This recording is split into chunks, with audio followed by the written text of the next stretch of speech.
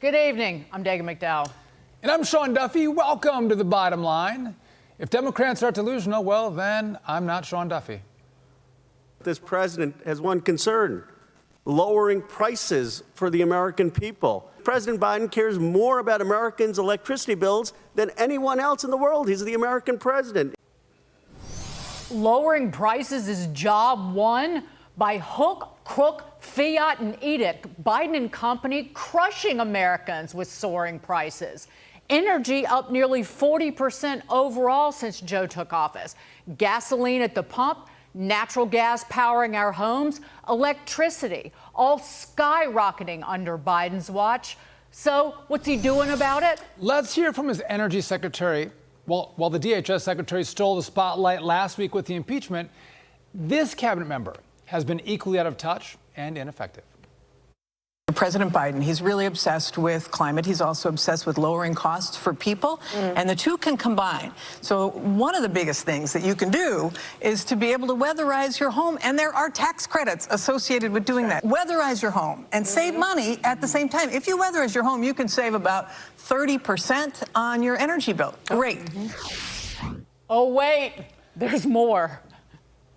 If you're in the market for a new car and you decide you want to look at electric vehicles, or hybrid, this is the time, or hybrid electric, you can get a $7,500 tax credit at the dealer if the car is made in the United States. So that's $7,500 off. Wow. I mean, think about it. You could be saving every time you fill up. What if you live in the projects? What if you don't have a home?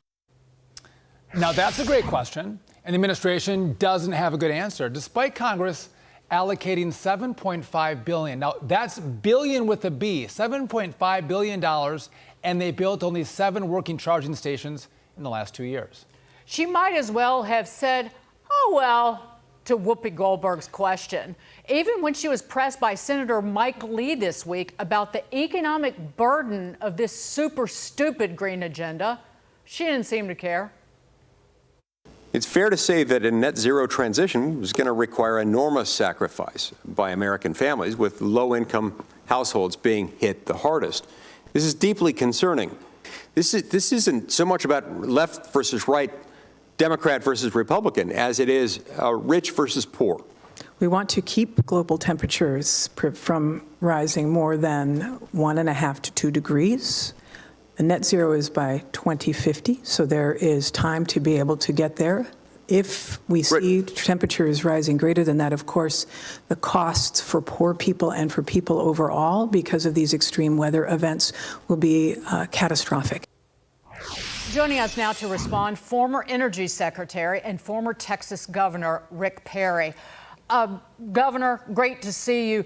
Jenny Granholm is the perfect poster idiot for Biden's inept policies, because not only have they created financial suffering and hardship for the American people, they've made this nation less safe, because energy security is national security, and we could take our emissions to 0 and it would have no effect on global emissions, which John Kerry himself has said. Yeah, we could be exporting our very clean-burning liquefied natural gas that we have just an extraordinary reserve of all across the country. And the Energy Department, at direction of Biden, is telling us that we're going to put it on pause. We're going to study this. We're going to take a look at this.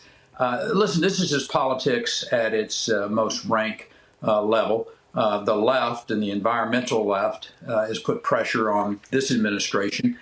This administration is backing up. They're afraid of them. So they put a pause on LNG permitting.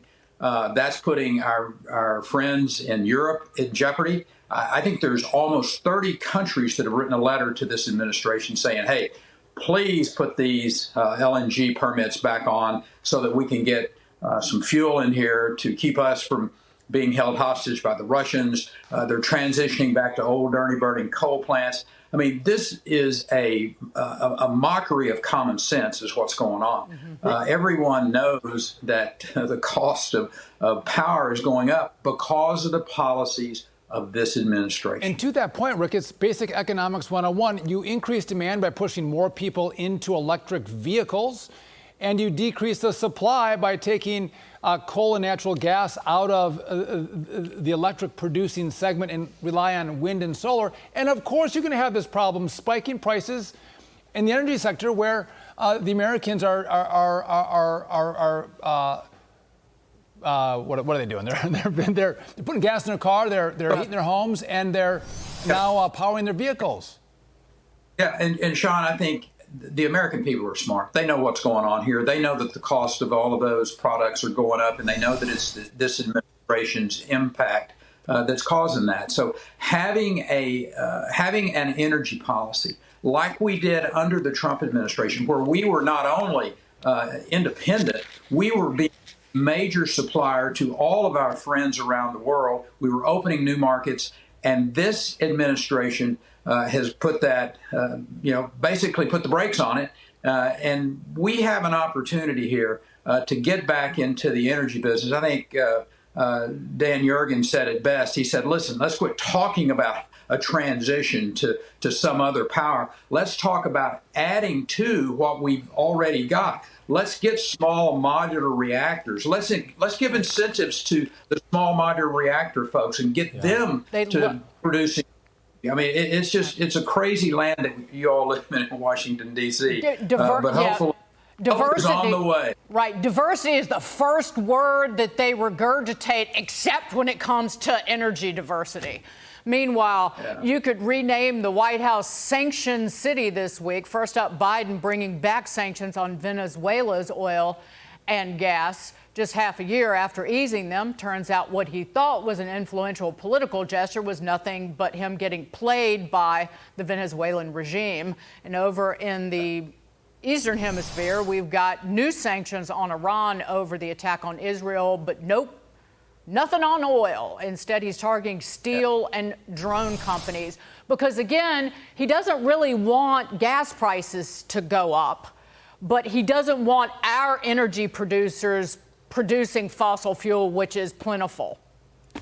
Well, and you can't have both of those. I mean, that's the rock and the hard place he finds himself. So the fact is, his policies are going to drive up the cost of power, and the American people know that. The good news is, help is on the way. Help is on the way. Governor Rick Perry, thanks for being with us. We appreciate it. Great to see you, Governor.